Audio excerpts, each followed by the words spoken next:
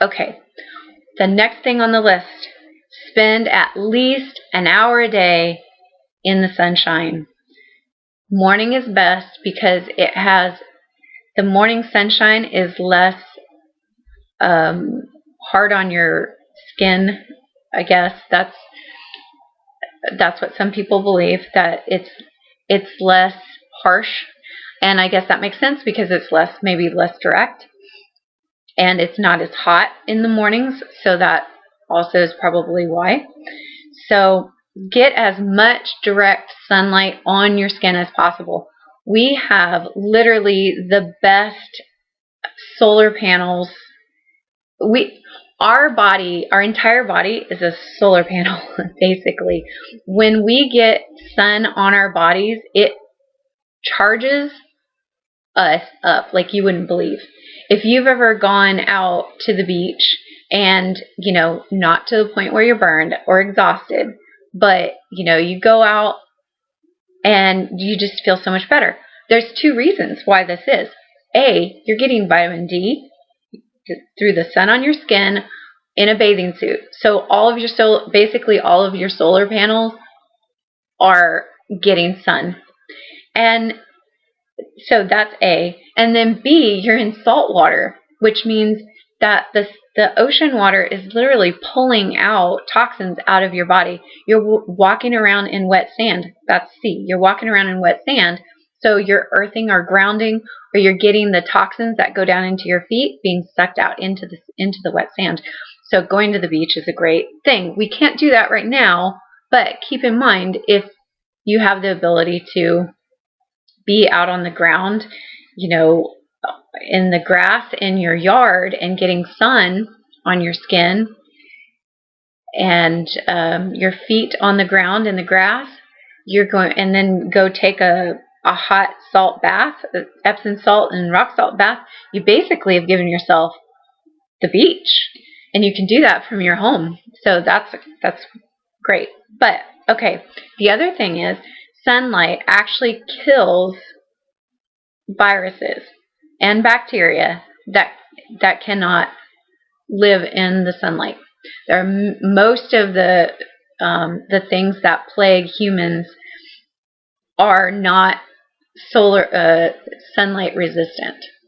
So we just need to remember, like, sunlight is our friend, even though we've been told over the last few 30-something years that sunlight is not our friend. In actuality, if we don't get enough sunlight, we actually get sick, because vitamin D is a hormone. It is not a vitamin, actually. And it is the hormone that helps to tell all of the other hormones when to turn on and off. It regulates your sleep, your melatonin hormone, the sleep one. It regulates all of your endocrine system.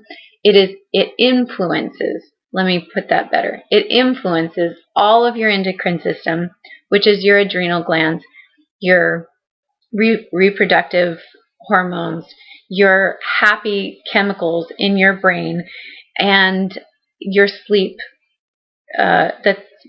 chemicals. Vitamin D, your body cannot function. We're like plants with, we need the sun as much as the plants do. And we don't get it because we're inside most of the time. So, it is an immune booster. The sun is good for you.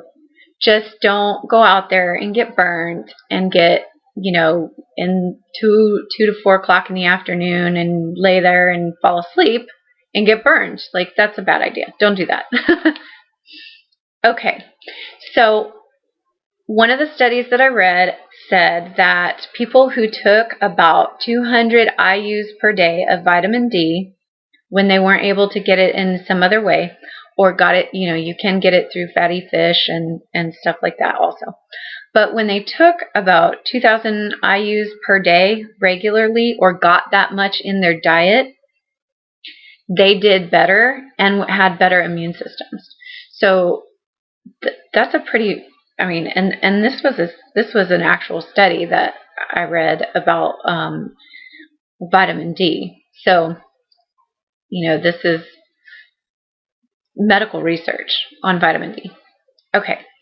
Now, one of the things that people used to take before antibiotics came out was potassium iodine.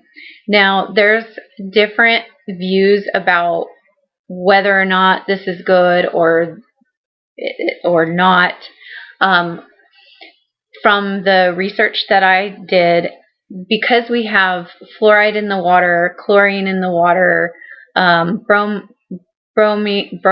in our bread and flour. Iodine is actually the one halide that our body needs in order to keep those other halides from doing damage in our body. So if you don't have enough iodine, you actually get a goiter, and you end up with problems with your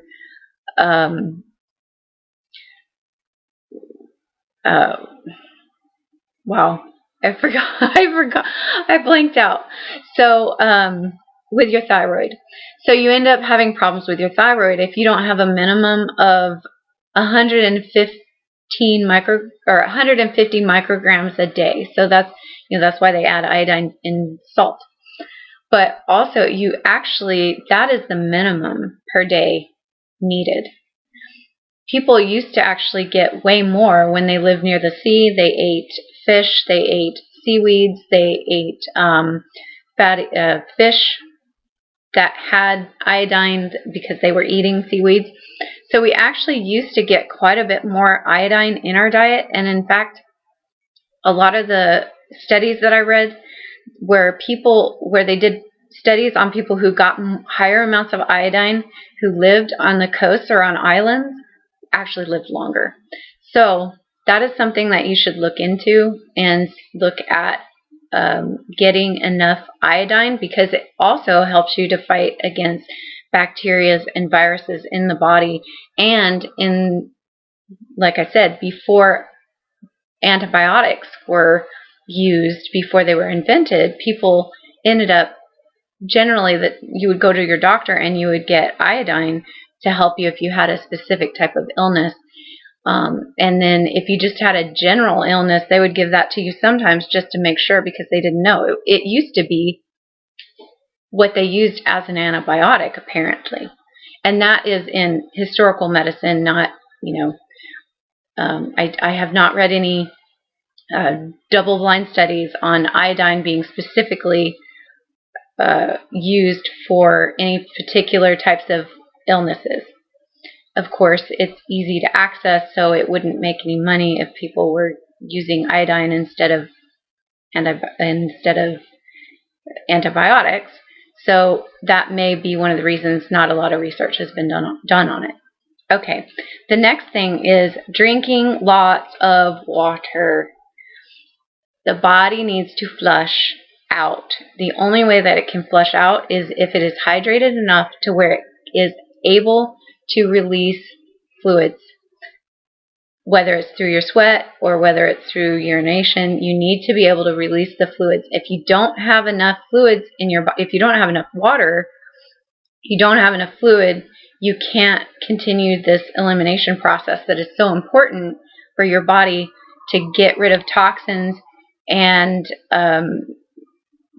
just dumping while it's fighting infection.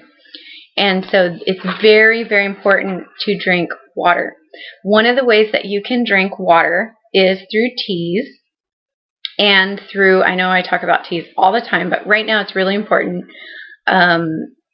Different doctors are arguing as to whether or not warm fluids are good or not, but I mean, if you're we already know that drinking water is so important for, and this is not debated. You're supposed to be drinking, depending on your weight and size, between 6 glasses to 8 glasses or even 10 glasses, depending on your size, per day. And most people do not end up drinking anywhere near that. But one of the things that I've found that makes it easier is if when I first get up in the morning, I drink warm water and add a little bit of lemon to the water. And this helps that elimination process start in the first thing in the morning. And then it also triggers, for me personally, it triggers my body to feel thirstier during the day. So I actually think about drinking more often. Then also I try to drink I switched from coffee to tea, and just because it had less caffeine. And I found that helped with my anxiety to be less. And so I drink my cup of tea in the morning, regular black tea, chai tea. I love my chai tea, and I drink that in the morning first thing after about an hour after I drink my glass of hot water, and then later on in the day after lunch, then I go ahead and I drink 2 types of herbal tea, and then in the evening I'll try to drink some other type of herbal tea to relax, like a sleepy time tea or something like that. And I have found that it's so much easier to drink the amount of water that is required, because when you're drinking water that doesn't necessarily taste like water, but the more water you get, the more you like it. The more fluids you're getting, the more you like it, and the more your body is excited and tells you that it wants more. So that's something to consider when you are trying to figure out how to get enough water. And it's very, very important, because if you don't have enough water, your body cannot dump toxins, and then it cannot keep you healthy, and your immune system goes down. So this video ended up being longer than I planned, but it's okay, because you can watch it and pause it and watch it again later if you need to. But thank you so much for watching, and if you have any questions or you want any kind of references or anything like that, I am more than happy to provide them. And if there's anything that you would like me to do a video on in the future, or you have anything that we could research together, I definitely would like to hear from you. Please like and share with your friends and your family. They also are going to have the same kind of questions you are. Everybody's feeling anxiety. Let's work together and share all of the good things that we can, and try to eliminate all the bad things that we can together as a team. Stay at home, stay safe, and thank you for watching. Have a good day.